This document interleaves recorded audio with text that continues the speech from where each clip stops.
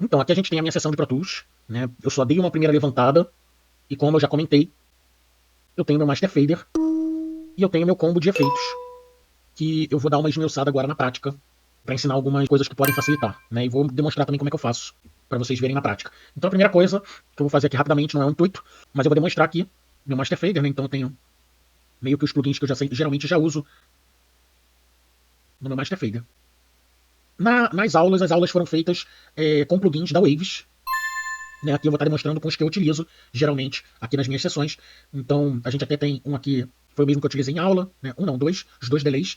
Mas no meu dia a dia, eu utilizo a série Classic Studio Reverb, né? Da IK Multimedia. Então, aqui no meu room, eu gosto bastante da sonoridade deles. E em uma ocasião ou outra, possa vir a utilizar outros, mas geralmente eu utilizo o que está aqui na minha sessão. Mas é bem comum quando eu vou para espaços que não tem os que geralmente eu uso, eu utilizar os da Waves. Tá? Eu acho que entrega um resultado bem honesto. Então, eu tenho aqui um room pequeno, né, que eu botei aqui, ó, Small Concert Room, e aí faço possíveis ajustes depois na mixagem, mas sempre parto desse preset que já me agrada bastante. O Stereo Delay, basicamente igual ao da aula, né, fazendo o corte aqui, e com um tempo mais curto, porque como eu falei, nas aulas eu geralmente utilizo para ambientações, né, para cola, então para sensações, então ele não é tanto para a gente ficar ouvindo as repetições dele. O próximo da lista é o Flanger.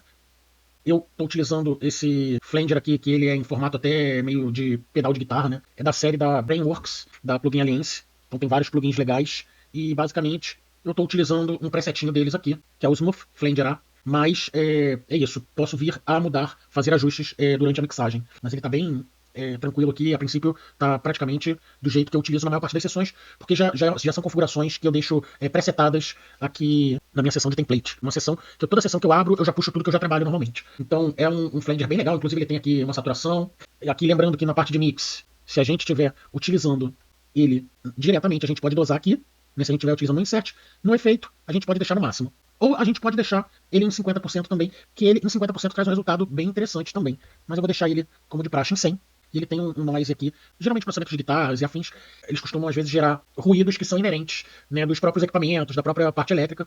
Então às vezes você pode utilizar aqui para cortar através do noise gate aqui, mas eu deixo ele aberto, tá? Eu tô deixando no 0. E por que eu tô falando aberto? Porque o noise gate ele é um portão e que você configura para ele só deixar passar o que você está querendo que passe. Né? Então, o que você não quer que passe, você configura ele só vai deixar passar determinado tipo de som, e aí, de acordo com a sua configuração, não vai deixar passar o que você não quer. Aqui, nesse caso aqui, como é voltado, simulador de um pedal, o noise gate é voltado para ruídos inerentes de elétrica, ampli, etc. Então, ele não vai funcionar como outros tipos de noise gate, que a gente às vezes utiliza para isolar peças, né?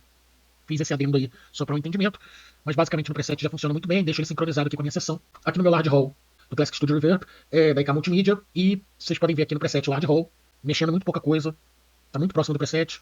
Aqui no plate a mesma coisa, só que um plate, estou utilizando um preset parecido do que eu geralmente utilizava num plate da Universal Audio, que é o MT-140. Então é uma sonoridade bem parecida que eu conseguia com uma característica de plate que eu utilizava muito. Quando eu passei a não utilizar o Universal Audio, eu busquei algum que me agradava, e esse me agrada bastante. Então não tem mistério. E o Tape Delay já é o cara conhecido. Como eu puxei ele de uma outra sessão, a primeira coisa que eu faço aqui já é sincronizar ele. Eu poderia botar aqui pro BPM, mas eu prefiro fazer no tap. Eu vou dar um play aqui.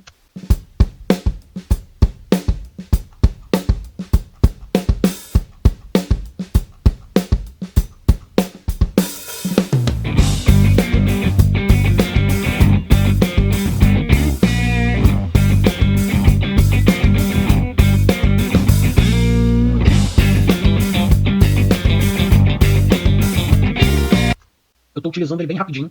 Então fiz um tap subdividido aqui, tá? E aí basicamente bem parecido com o que eu falei na aula. Então primeiro eu vou demonstrar como eu faço na mixagem, né? Na mixagem, só que eu vou pular uma etapa na demonstração, que é a seguinte. O que eu gosto de fazer na mixagem? Na mixagem primeiro eu dou uma levantada, né? Como eu fiz aqui. Então eu dei a primeira levantada, dou um play na música pra eu ouvir e entender a música.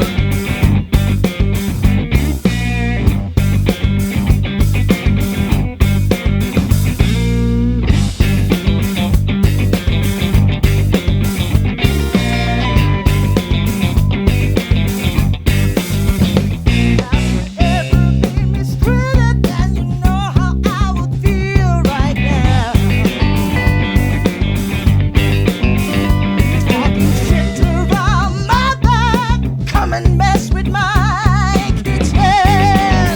Who the hell you think you are? Então, aqui eu já... Por que eu fiz essa criação de um canal auxiliar aqui? Para demonstrar uma outra... Não é o intuito aquilo que eu tô falando, mas eu já vou dar uma pincelada em assuntos que virão pro futuro. Então eu tô fazendo o que a gente chama de subgrupo. Eu tô enviando, e aí tá servindo de fluxo de sinal, né? Então eu tô saindo através do Voice 11 e 12, né, nos canais de voz, todos, incluindo os backings.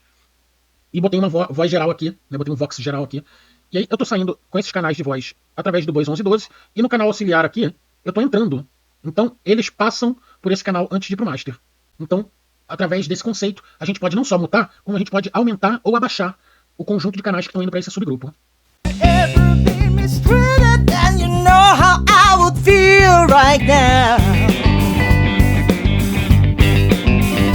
Talking shit around my back. Who the hell you think you are? Então a gente entende também que o canal auxiliar ele tem outras funções além das mandadas de efeitos que a gente vai falar nessa aula. Continuando, o que eu geralmente faço? Eu primeiro organizo a sessão, faço, enfim, toda a organização necessária, e eu começo a mixar. Então eu faço minhas estruturas de ganho, começo a fazer meus processamentos, e aí quando eu chego num determinado ponto da mix, que eu vejo que já tá soando legal, é que eu começo a colocar os efeitos. Geralmente, às vezes eu possa vir a mudar isso em ordem, às vezes eu sinto a necessidade de já começar a botar o efeito antes, mas não é o caso geralmente. Geralmente eu faço nesse método que eu tô passando aqui, né? Então geralmente eu boto os áudios pra dentro, começo a organizar, né? Então vocês veem que tá tudo aqui já colorido por cores, né? Grupos de instrumento, bateria aqui de verde, panderola aqui com esse amarelo meio pro marrom, o baixo no marrom, a guitarra pro vermelho, né? E assim por diante, né? Voz azul. E aí o que eu vou fazendo? Geralmente eu crio um subgrupo pra minha bateria. Aqui nesse caso aqui, posso vir até um subgrupo de guitarras, dividindo por funções. Aqui tem 3 vozes aqui que podem vir aí para um subgrupo e o backing para outro. E dependendo, essa terceira voz aqui possa cair aqui no subgrupo de backings. Coro, ou, enfim, cada um chama de um jeito. Eu chamo mais de backing, chamo coro quando tem várias pessoas cantando ao mesmo tempo. A não ser em situações específicas de coro de uma pessoa só, né? Fazendo várias vozes. Então, geralmente faço essa organização, começo meus processamentos, e aí depois eu coloco os efeitos. Aqui eu vou pular essa etapa de fazer os processamentos, porque o foco é como é que eu faço colocação de efeitos via auxiliares, né?